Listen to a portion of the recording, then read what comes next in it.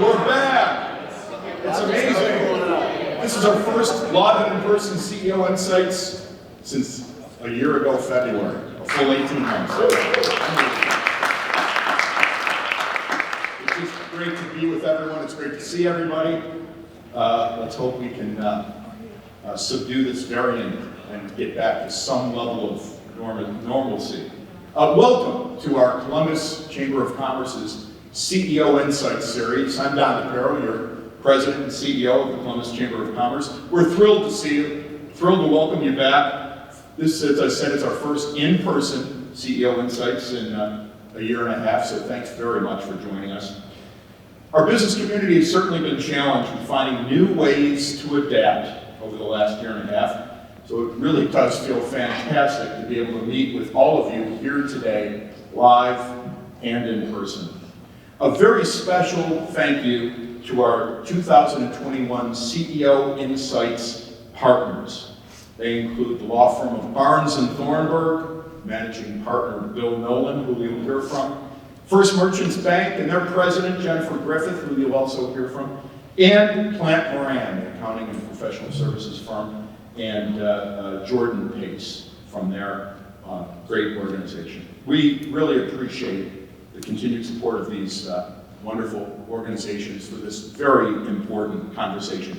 And I want to share a very, very special thanks with our longtime friend Colleen Marshall from NBC4. It was a serious upgrade when they moved me out of that seat and we brought Colleen in to conduct these CEO Insights interviews. Colleen, thank you so very, very much. So to start our program this morning, please join me in welcoming Jordan Pace, a partner at Plant Moran. Welcome.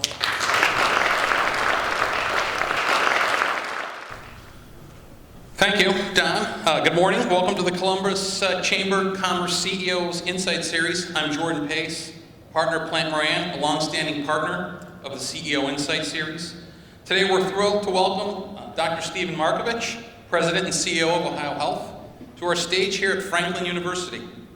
And to celebrate our first CEO Insights program and in person since February of 2020, we'll be picking 8 random registrants from today's program to present a $25 Crimson Cup coffee and tea gift card.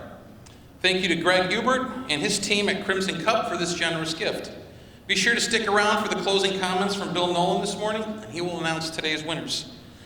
I'd like to now welcome Jennifer Griffith, Regional President of First Merchants Bank, to introduce Dr. Markovich. Thank you very much. It's great seeing everybody in person. Enjoy the program.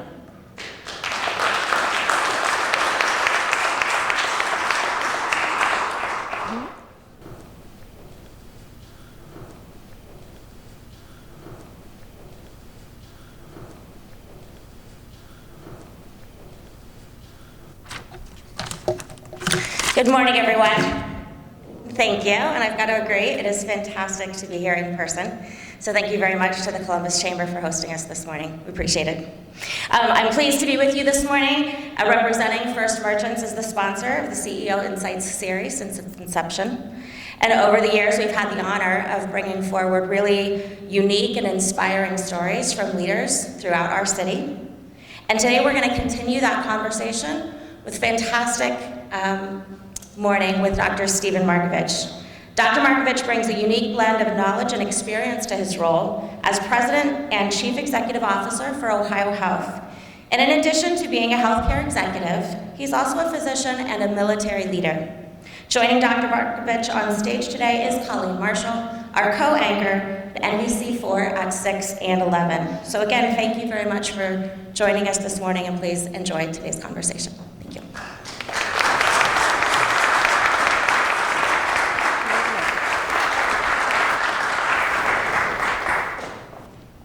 Good morning, everyone. Good morning. I'm assuming our mics are working. So thanks for coming this morning, and thanks to Dr. Markovich. And I am a news person, so I've got to start with the news.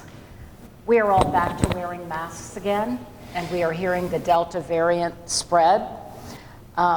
You have been living this on the front lines now for a very long time, since the beginning. Give us some hope.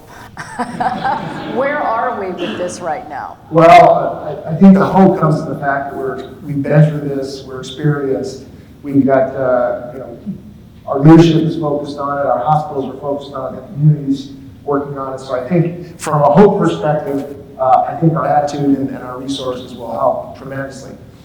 The actual numbers, though, are getting worse. The Delta variant is a significant career of illness. If you look across the United States right now, 95% of everyone in the hospital for COVID, and it's true at Riverside and Grant, I looked at the numbers yesterday, are unvaccinated. So the numbers right now from a total census reflect about where we were last December. So we had come down, we had a little blip in the spring, and then the numbers right now, I know that OhioHealth has between 160 and 200 patients in the hospital across the system. And most of those patients are in higher, they're not low acuity units, they're in the intensive care unit, many requiring a lot of support.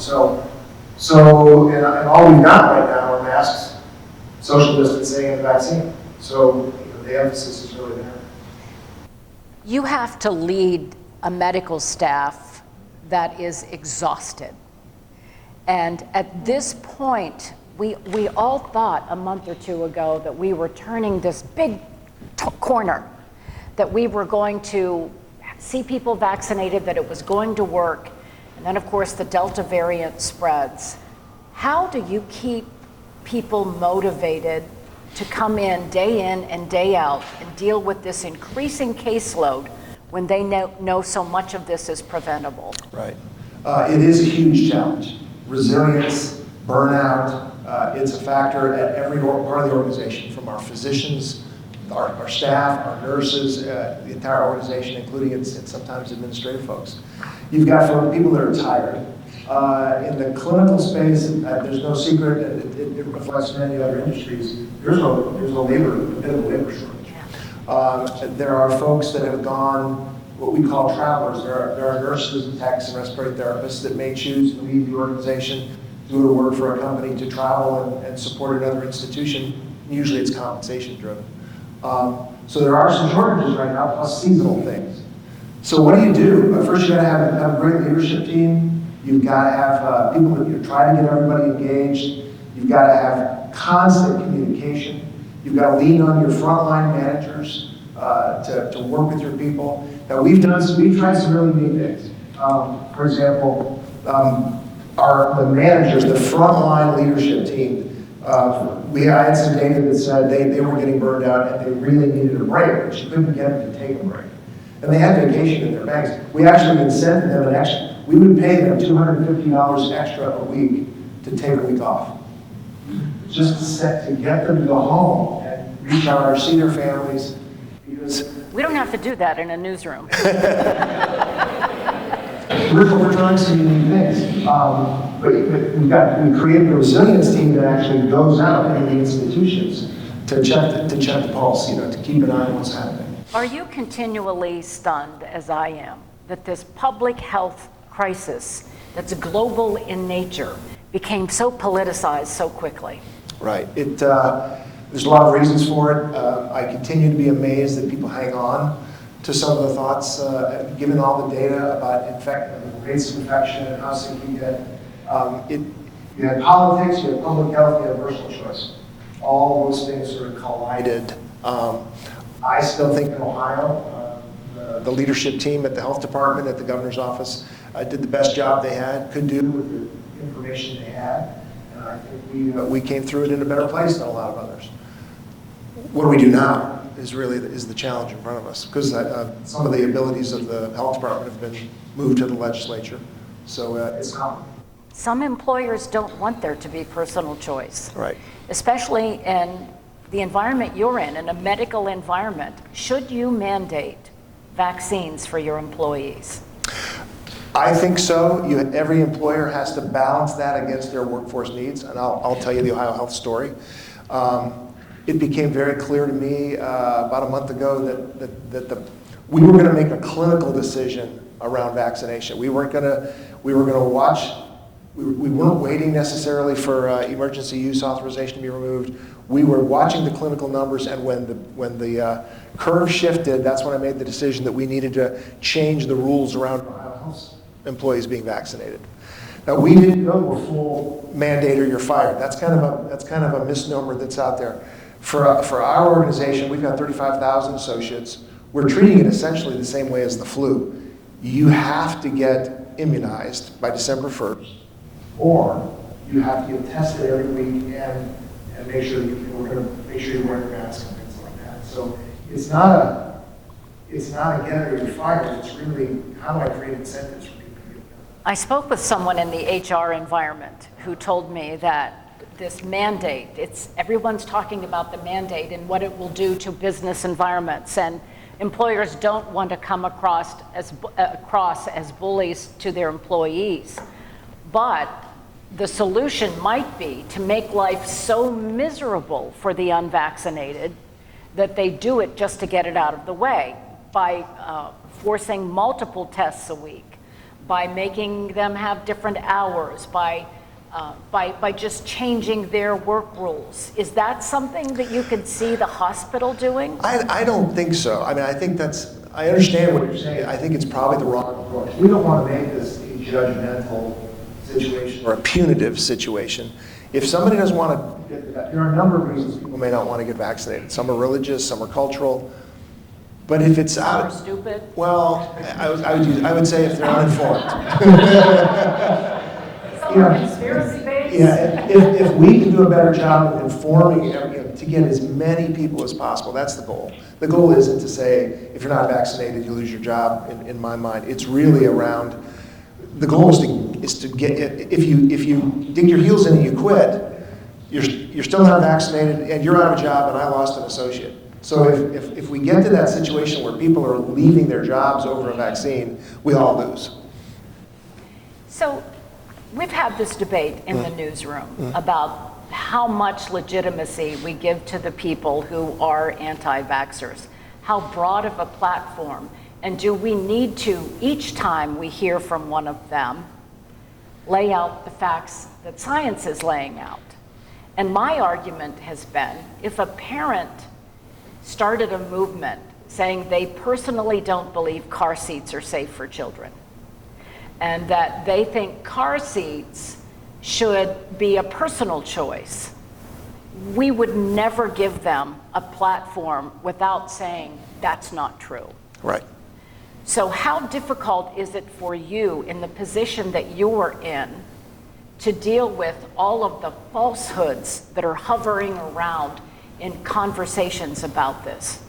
Yeah, it's amazing, between questions we get asked face-to-face, emails, the reliance on folks on the lay literature or social media as their medical information, things that they normally trust their doctor on, all of a sudden they don't trust their doctor about. So it's a challenge.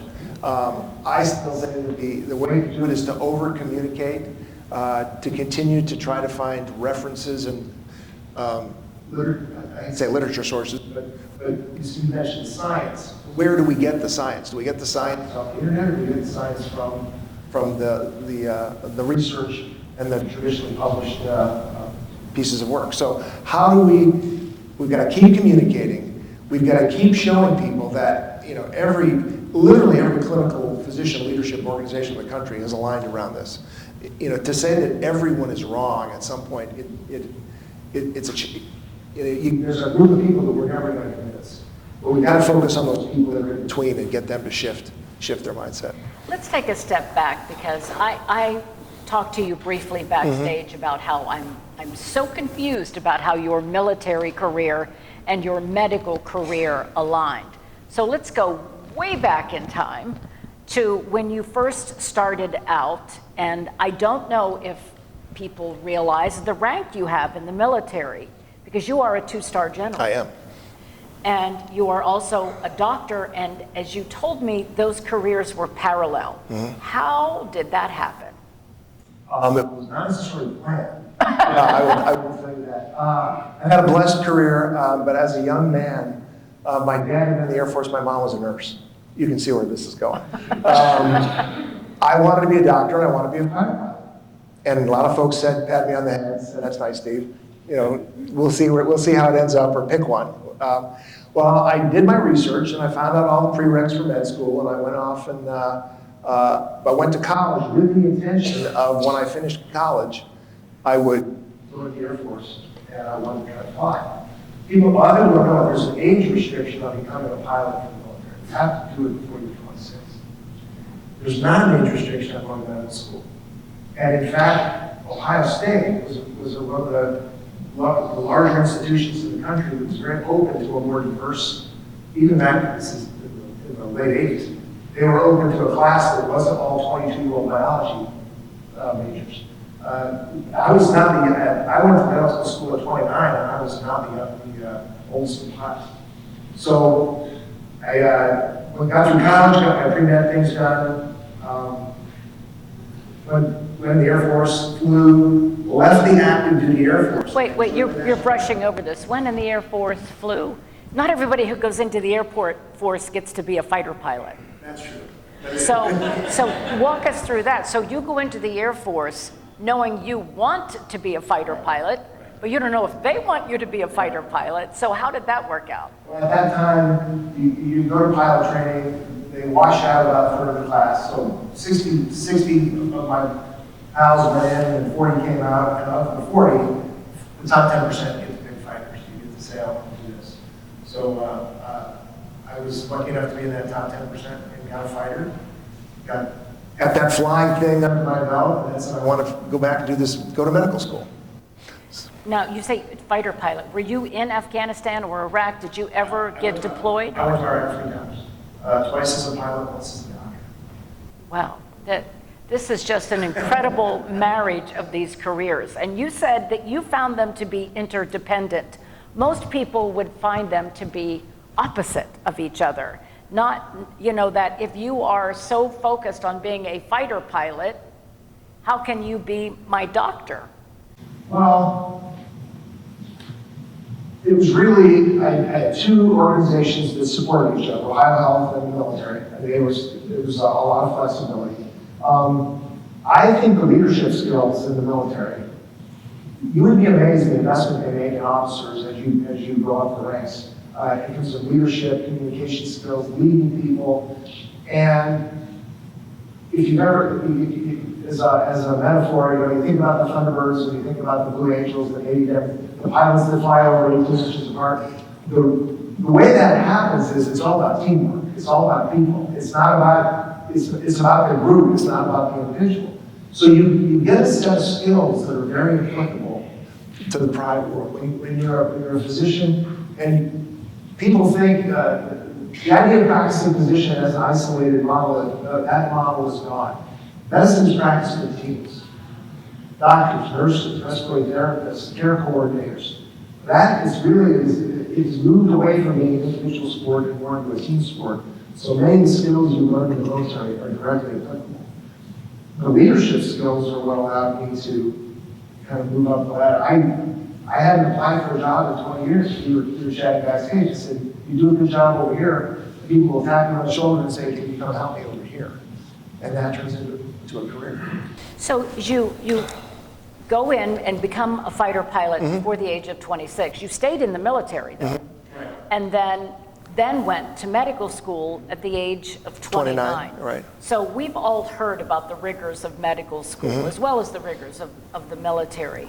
So how were you balancing these parallel careers while you were trying to get through a grueling period in medicine? I got married. I graduated from medical school on Saturday, got married the next That Saturday, complicates things. and I started the residency on Monday. I have a very supportive spouse.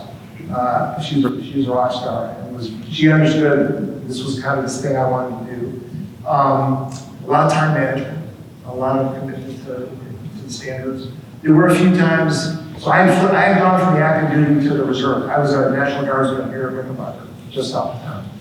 And I think when I was doing some of my ICU training, I actually went to the military and I said, I need 2 months off. Just give me a break, because I can't do the ICU and fly at the same time. Yeah. It was basically a time management, just commitment to getting it done. So part of it too was you're a leader now who makes decisions for other people, but then you were dependent on leaders who saw the benefit and this path you were taking, right? I had some great mentors, and they offered me great flexibility, but it was great. I couldn't pass up the opportunity. So once you started into medicine, you at some point also took on this third role of administration. So now you're in the military and you're in medicine and you decide you're going to be an administrator. Didn't you get an MBA somewhere along the way? Well, I was in the Air Force waiting to go to pilot training, and the Air Force at that time still is very big on graduate education. And they said, you gotta be working on your graduate degree. So I was living in Dayton, Wright State had a well-accredited MBA program, so I just... What a slacker you are. I didn't know any better. I feel so bad about myself right now. I should see my golf game. It's completely, there was a price to pay. Well, something had to sacrifice. So when you start into the administrative path, how did that change the way you looked at your role as a physician? Because sometimes I see those also as maybe being parallel but not intertwined. You see more and more physicians being tapped for leadership roles in today's world in the healthcare space because we do bring a unique perspective to the table. I think at that time, largely again because of the military training, I was working and I had been asked to do more project work and task force work, committee work, and it was how I led teams. It was how I created expectations and solved problems and got results. I'm a big believer if there's anything I brought from the military to healthcare, especially as a CEO, in the military, the mission is the most important thing. The mission is always about the mission. And you will pretty much sacrifice anything to accomplish the mission. The second most important thing is the people. You can't do the mission without the people. So in the military, you spend a lot you're trying to get 19, 20, 21-year-old kids to do stuff that they may not actually want to do. And you got to learn how to motivate and inspire and bring people along. That's why I brought it to healthcare, which is to say it's about the people. It's about mission, and we do the mission with people. So we talk about this all the time that we've got big hospitals and buildings and technology, like a world-class technology. The most important thing we have is 35,000 associates, physicians, and volunteers to make it happen. So it's my job. And that's what I learned from the military, was to take care of those people. When you first started taking on that administrative role, you mentioned teamwork. You are surrounded every day by nurses and doctors and respiratory therapists who now know that you're a physician they work with every day, who also now is going to be on this path to make decisions about their work environment, their hours, their pay. So how did that change the dynamic that you had every day with the people who you were interdependent on to work in the medical environment? Like especially during COVID? Yeah, or at any time. Well, I use COVID as an example. So I would communicate, we had a video set up. At one point we were doing it once a week, where I would give people we'd send it out to all 35,000 people. I'd do a video that talked about where we are, what we knew, what we didn't know, what was coming down the pike, so that we could keep people very, very informed. Early in that process, it became very clear what the stress was going to be on the organization. You're going to be asking, we were talking about, if you think back to the pictures of New York, and you had healthcare, so people in glad bags, they had no PPE, people were dying, healthcare people, providers were dying in the hospitals because of, we hadn't worked out all the processes on how to stay clean. So we made the decision, and I communicated it, that we would take care, that our number one priority was the mission, our number two priority was take care of the people, and when I committed to this, I said, when I say take care of the people, we will make sure your pay is secure, we will not lay you off, and we will make sure that you're clinically safe and emotionally safe. So that was from my chair, that was the vision. Keep them financially whole, clinically safe, emotionally safe. So we We were very fortunate to have, I'm giving you kind of a long answer here, but it's one of the things It's an important answer. it's really, we're really proud of, is we said, we were fortunate, we had, OhioHealth's been here in one form or another for 120 plus years. We've been good stewards of our community's money, so we're economically very, very stable. And I said, a lot of people have asked me for a long time, we've got an endowment. They said, what's the endowment for? I said, the endowment's for today. All that saving was so that we could tell people, you got a job for as long as this thing goes. We redeployed some people. When the governor stopped elective surgeries, I had ORs and nurses and operating rooms that were not in use. So we might redeploy a bunch of nurses from the OR to a testing site or to a vaccine clinic. So we didn't move some people around. Everybody kept their job. We tripled their bonus. So normally we get bonus in October, we gave 2 in October, and 1 in February. And we created a team of people to focus. We made sure they always had their PPE, we never had our PPE. And we created a team to go out into the care sites to focus on resiliency and burnout and try to find out what they needed to be safe, to be effective. What was more difficult, keeping them physically safe or emotionally healthy? Initially, probably the physical safe, because people just aren't used to wearing. I see the audience, many have masks on. The people just weren't used to that. How do I go into a room? How long do I have to wash my hands? Well, you really had to make all these processes to get locked in. So that was a bit of work.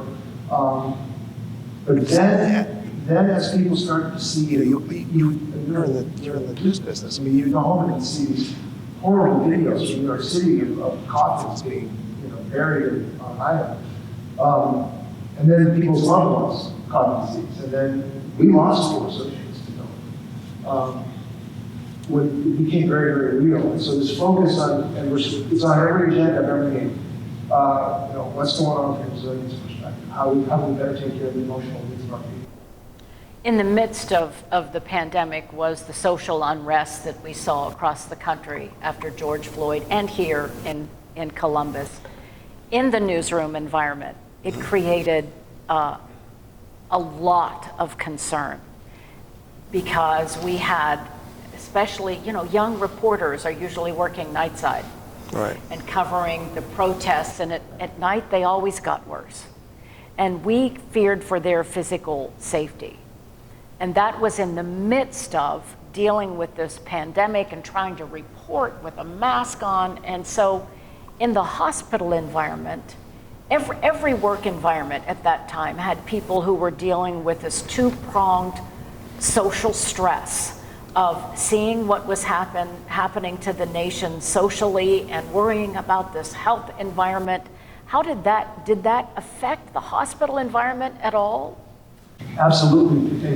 Your description of 2-pronged is I think very accurate, because we're a business that doesn't shut down. It's not like we can just, we can't board it up and go home and say, let's wait till it's over if there are, for example, riots or significant demonstrations downtown. So you have an operational arm of the company that's trying to figure out, how do we continue to operate? We must continue to operate. So how do we keep our people safe? So folks that are coming downtown to a hospital like Grant, how do we make sure that they know we've created a safe corridor with them? How do we coordinate with the City of Columbus Department of Public Safety? Are we going to curtail services or leave services open? So you've got this operational piece. At the same time, the senior leaders, we're talking about the psyche of the organization. We've got, a significant number of our associates are African American, and they're, this is very personal, very deep and emotionally disturbing. It's very disturbing for many people, but to the African American community, it was so much more personal. So personal. Yeah, and so how do we need to have a lot of conversation? How do we reach out? How do we acknowledge what they're feeling without pretending as a 62-year-old white male to really able to understand what they're feeling? How do you demonstrate empathy, recognizing that you may never fully understand what it means to someone? So we had a lot of conversations about that, and part of it was just having these kind of conversations. we would bring together groups to talk about it, and to try to learn from each other and to learn each other's histories and what people are feeling. So that's how we approached it. We knew we had to keep the operations going, but we acknowledged and committed to big discussions about it. And we took a stand. We publicly said these things are wrong, and it just has to change. We've talked about how exhausting and taxing this was for your staff. What was it like for you personally? Because you're trying to navigate these waters at the helm. Well, it's almost embarrassing. As a military guy, this felt really good. The chance to lead in a way that I think was really going to support the company. One of the first things we said was that, it's again a military concept, a lot of folks think the military is very command and control. And it's just the opposite. The Pentagon doesn't run the war in Kabul. The people in Kabul run the war with the support of the people in the Pentagon. And that was the attitude we set at OhioHealth. We would put people, we would create this command structure that was very empowered of mid-level and more junior people that would run the incident of COVID, and that command center is still up and running. The senior leaders, our job was to create a vision, get them resources, and get out of the way. So that was the approach as a senior leader, trying to say, we need to empower people. For me to sit in my office at the corner of the lawnmower and make decisions about what's happening in the British side of Mansfield, it's not good business. So we're going to let our people run their enterprises. You know, you mentioned that you were making these weekly videos and sending them out to people. And it made me think how much technology has changed the way that you are doing your job. You were able to instantly communicate. You could go on social media if you wanted to. Sometimes that's a challenge, what you see on social media, but how has that impacted the hospital environment? And telemedicine. During the pandemic, I think it gave it legitimacy that it never had before. I believe in my heart 20 to 25% of all healthcare, as we continue to mature, will be done with telemedicine. It was the catalyst that we didn't have. We've always had telemedicine capability, but for the first time, it really got energized, and we were seeing tens of thousands of telemedicine visits per month. That was helped by insurance companies and the government authorized to pay for it. Really acknowledged that to make economics work. But in terms of how you communicate with your teams, your organizations, your colleagues, this was a game changer. Like you said, the ability to use video, to use whether it was Zoom or WebEx, to have meetings, to talk to other CEOs across the country about what they're experiencing. So communicate up, down, laterally. It was just a completely different. I mean, I'd be watching the governor's speeches on TV just like everybody else in the office. And I think that we have in Central Ohio been blessed with medical systems that work well together in times of crisis. How much were you communicating with your counterparts at Ohio State, at Mount Carmel? How much of that was community-based and collaborative? A significant amount. The four CEOs, the three adult CEOs and children's, we to this day, we meet regularly, we have dinner together. There are places we compete, we don't talk about those, but there are places that we look to cooperate on broad community issues. When COVID happened, we went from quarterly to monthly to weekly in a matter of probably 10 days. So that we were coordinating on everything from HR policies and clinical approaches to treatment of patients to what was probably the biggest conversation was early on, some of those folks that worked for us, there was going to be a giant shelter at OhioHealth, there would be a giant shelter at the shop, there would be a giant shelter somewhere from Mount Carmel. And we got on the phone and we said, guys, this is crazy. We said, we're going to have, if we need a 1,000-bed hospital, we all need to come together. Because none of us have enough resources independently to create that. And that's when we took the lead. We actually came together, and then brought Franklin County and brought the National Guard and brought EMA and emergency maintenance to help coordinate all that. So that level of collaboration was a tremendous help. It was a frightening period, especially at the beginning. My neighbors are physicians, a husband and wife. She was on the front lines treating COVID patients, doing the intubation, and was so concerned that she was going to bring this home. So they set up a system where she was basically living in their basement. They have a game room or whatever down there. She never went up into the house. And they have a daughter, but she kept a separate life. This had to be so stressful and worrisome for people who were on the front line. Were you finding that those people, the people who were doing the intubation, and to this day are still doing that, are having the hardest time with this? I think everyone struggled with it a bit. I think you're probably right. The folks that had been harassed, the folks in the ICUs, the folks that, the teams that lost a lot of patients. That's one of the things I heard a lot about was obviously there are risks of people in healthcare institutions, and sometimes folks pass. We were 500-600% at one point higher than our average number of deaths in any given period. And virtually all due to COVID. And the staff is used to that. We have a chaplaincy program. We're a very strong faith-based organization. And our chaplaincy program, our support teams for the families were just overwhelmed. It was a big challenge. How would you describe your leadership style? Is it military-based? I think deep down there are some very strong military pieces. My style, I think, is lead by example. I try not to be a swooper and doer at the altitude that I'm at now. But you solve problems with teams, so you try to put together the right people, regardless of their rank or their title. It's really who I need in the room to solve this problem, and then create a vision for what the future could look like, and then get out of their way and try to help them out. But I do probably the biggest thing I take from the military is about the people, because those, it's a very emotional thing to have people under your command, and then you go, whether you deploy within the United States or if you go to Iraq, you have this great responsibility for those people, and you don't want to go back and tell a parent something happened to their child. So you got to take care of your people. I have to switch back to news mode again. We're watching what's happening right now in Kabul and the Taliban taking over after our 20-year presence there.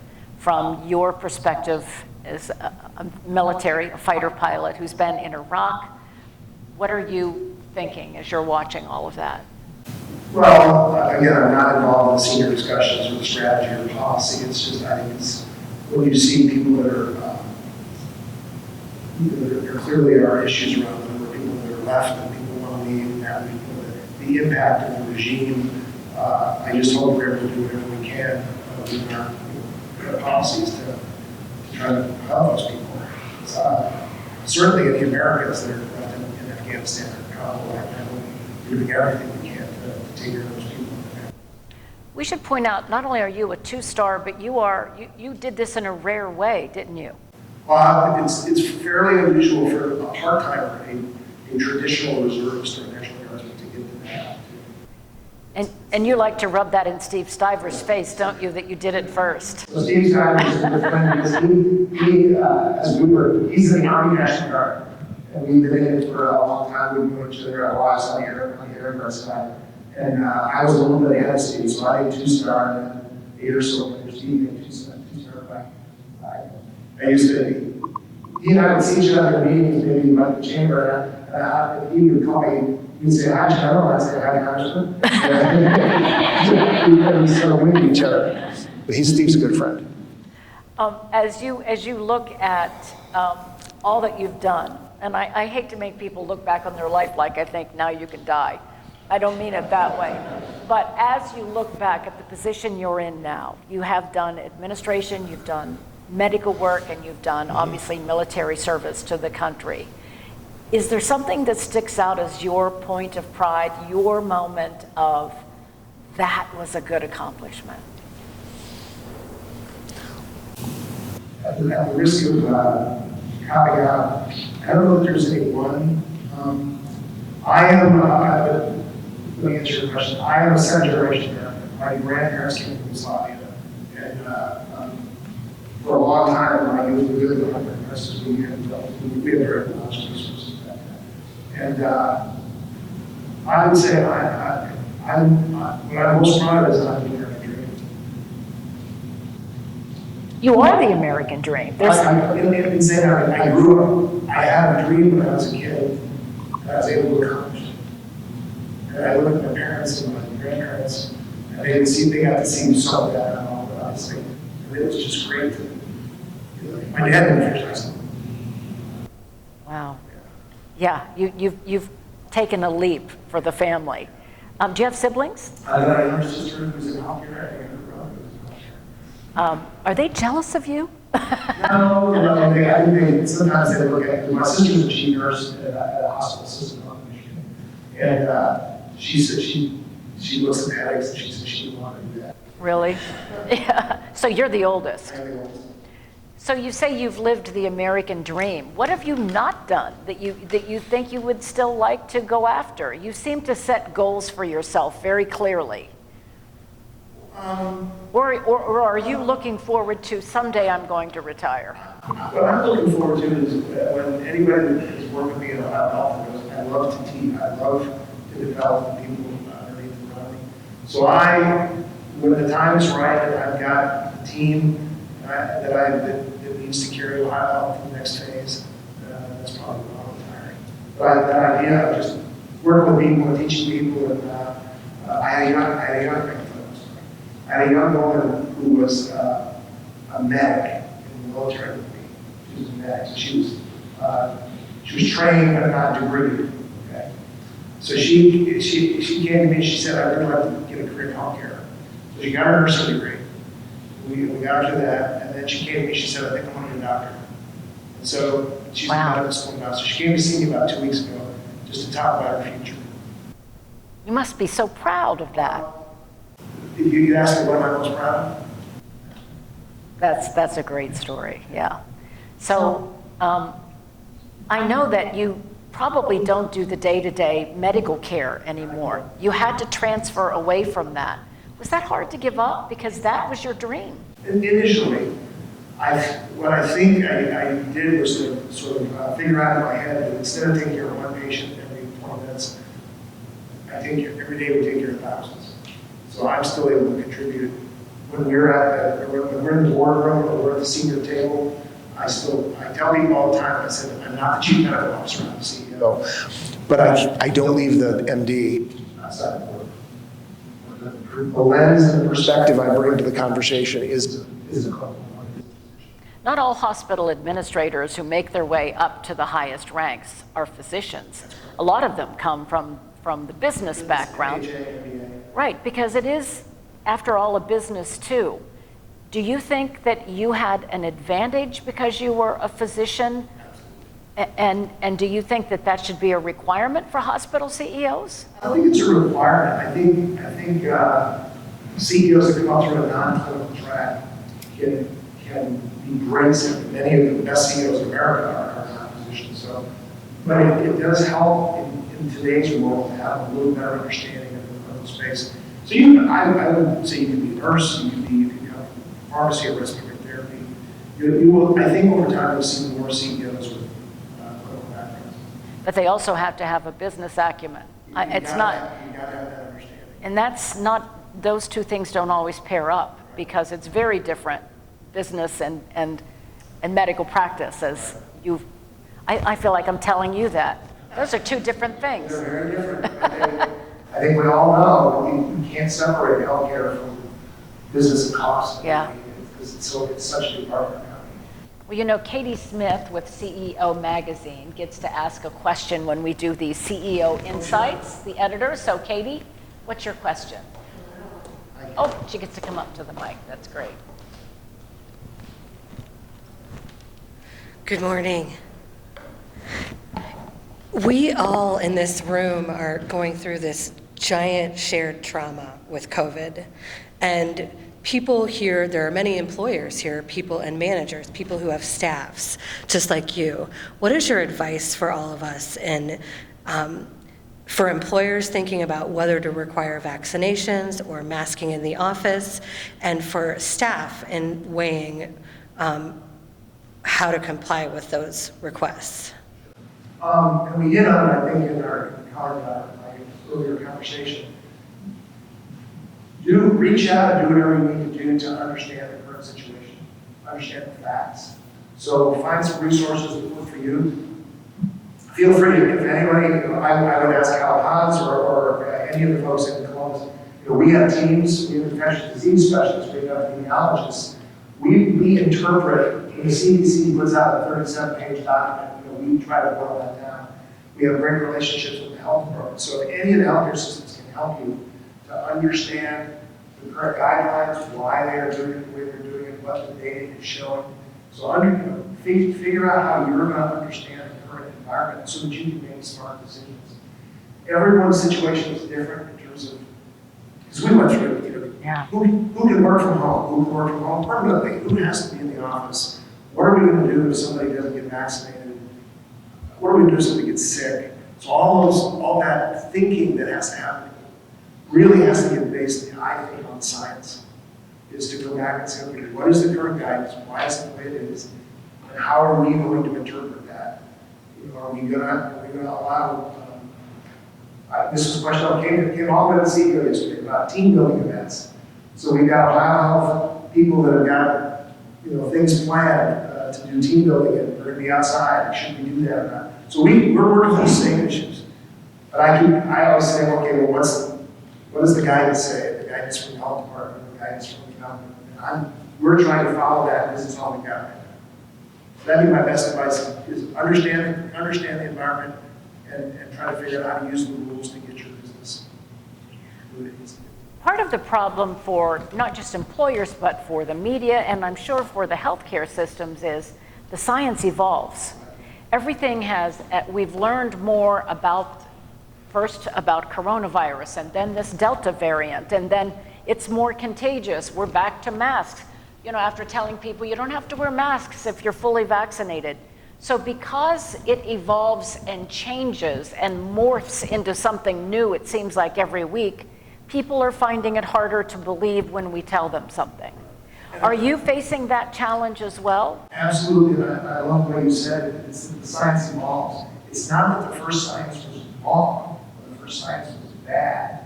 The first science just is it's evolved the second science. So I struggle, I'll be honest with you, I struggle when I see people interpreting their current data, and they're saying they discount the current data because something perhaps was flawed in the original data a year ago, about true or masks or how much capacity or whatever. So people just have to understand we do the best we can with what we got, and trust the science, trust the data, and if you don't understand it, you have to make a question. Where do you see us 1 year from now? Because 1 year ago, we were also hopeful that by the time school started this year, we would be back to a mostly normal life. Yeah. Will we ever get back to a normal life? I think it would be a new normal. I hope by next summer, the general population is out of masks. I would foresee that hospitals, just because of the issue we do, doctors' offices may be masks for quite a while. I hope that people have become more, the data allows people to become more comfortable with the vaccine. And all the FDA approvals and all that gets put to bed. I hope a year from now we really understand what we need to do in terms of boosters and that sort of thing. So that, because to take, there's 11 million people in Ohio. To vaccinate 11 million people twice within 3 weeks, I was in all those rooms for all those conversations. It is not a small application. You're talking about millions and millions of doses of medicine that have to be certain places at certain times at certain temperatures. It was a big challenge, so I hope we got that all figured out so we don't have some struggles. But as we look at the Delta variant, should we be worried there could be yet a third variant? There could be other kinds of breakouts because this virus seems to find a way to survive. And viruses have done that for millions of years. That is what they do. That's why trying to get it controlled is still our best option. It will continue to evolve. The question is at what rate? And does our current the immune status of each person, is that going to be good enough for the Lambda virus or the next virus that comes down the road? But we're going to have these challenges. Do you foresee the time when you're recommending that people get a booster I mean, now it's for immunocompromised Right. people, but do you foresee the time where you're going to say, everybody get a booster, get this shot Probably. every year? I'm going to wait for the official recommendations, but can I foresee that? Sure. Just like we have flu shots. What worries you most?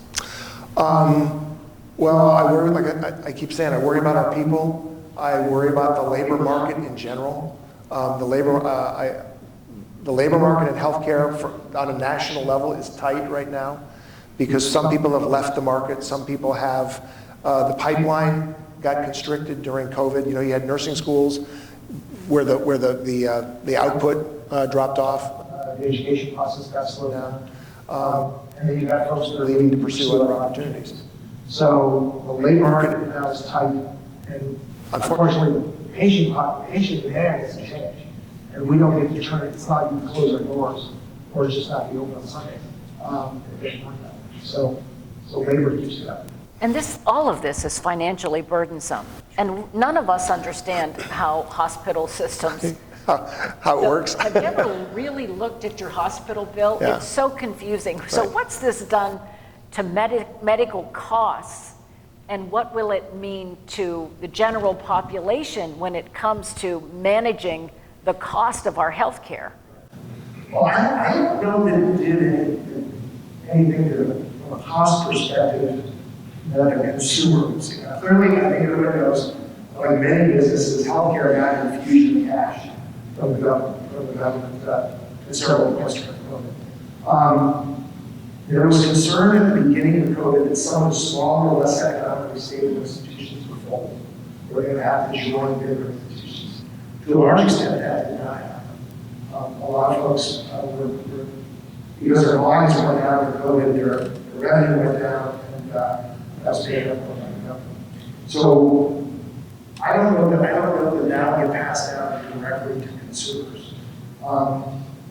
And when you look at the number of COVID patients as a percentage of all the patients in healthcare providers, I don't know that COVID is driving the costs.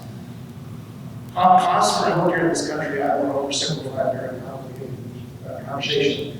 But you've got your cost per delivery unit of healthcare, and you've got the number of units of healthcare that you can consume. And we have a problem with both. Healthcare, if you get a CAT scan or you get an MRI, they're expensive. The number of CAT scans, I'm using those just as an example. Anybody in the MRI business, I'm not. The number of things we do to ourselves in the United States is much higher than other countries. So it's not unusual in this country for somebody that comes into the ER. I worked in the ER for 10 years. People come in the ER and they say, I want an MRI. They don't come in often and say, what do I need? They come in and say, I want an MRI. And so you've got a strong sense of consumerism in the United States culture. And so people sometimes want what they want. And so we've got to deal with that as a nation. How expensive are things per unit, and how many units do we consume? We struggle with high blood pressure, diabetes, cardiac disease, obesity, premature babies. Those things are expensive. So how do we fix those things? And I imagine physicians also struggle with all of these commercials that tell you to ask your doctor about this drug. Ask your doctor, tell your doctor you want this drug. So they're basically saying, we are now diagnosing that you need this drug. Go tell your doctor to give it to you. How much of a conflict is that? It's a challenge. Conflict may be too strong a word. It's a challenge. I still think the doctor-patient relationship, having a patient trust the advice and judgment of their physician is really, really important, because that's still where it all happens. The media use of especially pharmaceuticals, it does create an additional awareness on physicians. Physicians have to understand what they're for, what they're good for, and what they're not good for. And the patients, if I was to prescribe something generic to a patient who wanted something that they'd seen on TV, which one we do is going to be dependent on the relationship I have with the patient, to explain. We have to explain their issues and why they might be interested in this drug, and then just do the right thing. We always try to just do the best thing, do the right thing. I know we're almost out of time, and this is probably a topic that could go on forever, but I also wanted to ask you, before COVID hit, we saw this trend for hospitals to set up all these little satellite facilities. You know, like a Mount Carmel emergency room pops up over here. And also, hospitals were swallowing up doctors' practices. So there's this competitive growth for hospitals as well as setting up these satellites. Is this a trend that you think once we get through COVID, we're going to see even more of that? I think it will continue. I don't know that it will escalate. Is it good for the public? I think so. When you look at healthcare is moving away from hospital-based care and it's moving towards ambulatory care. What that means is, I can't remember when the first cataract surgery was done, but I remember reading when the first cataract surgery was done, the patient had to lay in bed for 3 weeks with sandbags next to their head so they didn't move their head. Wow. Today you have cataract surgery in a doctor's office in 15 minutes and you go home. So there's this natural, continual pressure in healthcare to go from hospital to outpatient. So when you see satellite, whether it's a satellite ER or a doctor's office or urgent care or medical campus, that's the migration from hospitals to ambulatory. At the same time, there is more competition between systems, and there's more consumerism. I used the example with my board. I said, you drive up Sawmill Road between Henderson and Powell Road, I think you hit 4 Krogers. Kroger figured out, no, just individual Kroger, I said same for Target, I said same for Walmart. In the consumer-based space, people have figured out how far the consumer is willing to drive over those little competitors. This is the side of medicine, this is a little bit the business side. So we will see continued migration to outpatient. I think you will continue to see healthcare systems focused on access. Okay? We had a strategy that said we wanted an ER. You should never be farther than 10 minutes from an OhioHealth ER. And that drives where things go. And then lastly, you asked about physicians. Only 25% of the docs at OhioHealth are employed by OhioHealth. So we've got more than 4,000 physicians on our staff across all of our hospitals. Only 1,000 are employed. So it's around 25%. But I tell the story sometimes where if you're the coach of the Blue Jackets, you need to know that you have a team that's going to play with that. And if everybody's a free agent, and you're not sure if everybody's going to show up and play. So sometimes for critical specialties, we will employ docs to make sure we have the capability that the community needs. Because physicians can go to another system, physicians can go back to private practice and not help the hospital, physicians can leave the market. So for certain specialties, we do employ, and largely that's based on making sure we have appropriate access. But I think that entrepreneurial spirit of physicians will never go away. You know, at the end of interviews with politicians, I very often ask them, what's the one thing you want voters to know about you? I'll ask you, before we end this, what's the one thing you want the public to know about you? About me? Yeah. Probably that I'm trying to do the best job I can to make sure. OhioHealth's been here 100 years. My job to make sure it's here for another 100 years. And I'm going to own a small piece of that. So we are trying to do the best job we can to make sure we're here for the community, and in collaboration as much as we can with the rest of the healthcare system. You've got phenomenal healthcare in Columbus. You never take that for granted. We thank you so much for being our guest this morning. And I'm going to invite Bill Nolan to come up from Barnes Thornburg, who's going to close out the program because people get to walk away with some gift certificates, I guess.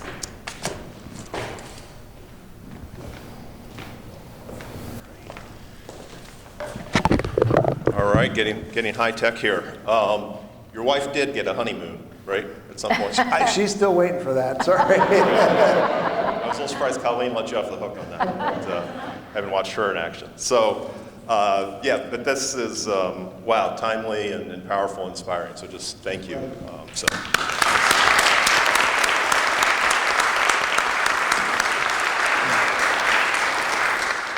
And so on a lighter note, we're pleased to be a small part of the CEO Insights program, and it's great to see it like this again. We do have winners of the Crimson Cup package, which is coffee and a gift card.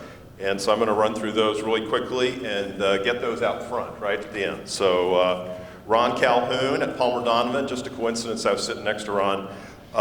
Natalie Moretz at Alliance Bernstein. Mary Noel Moore at Dawson. Paul Feck at Sedgwick.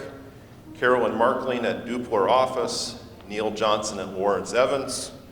Andrew Mullins at Lifeline of Ohio. Meredith Bonham at Beecher Hill Search Consultants, Andrew Kingery at Whitestone Consulting, and last but not least, I had nothing to do with this, Julie Harris at Barnes & Thornburg. So, claim your prize at the front. Hope to see you at Chamber upcoming programs. You can go to columbus.org/events for the programs at the Chamber. I think there's just, I was saying to somebody beforehand, it's just something for everybody, and they will help you figure out what's there for you if you haven't yet. So I encourage you to do that, and including the next CEO Insights, where I hope we'll get someone with a better resume. So thanks everybody, and drive safely.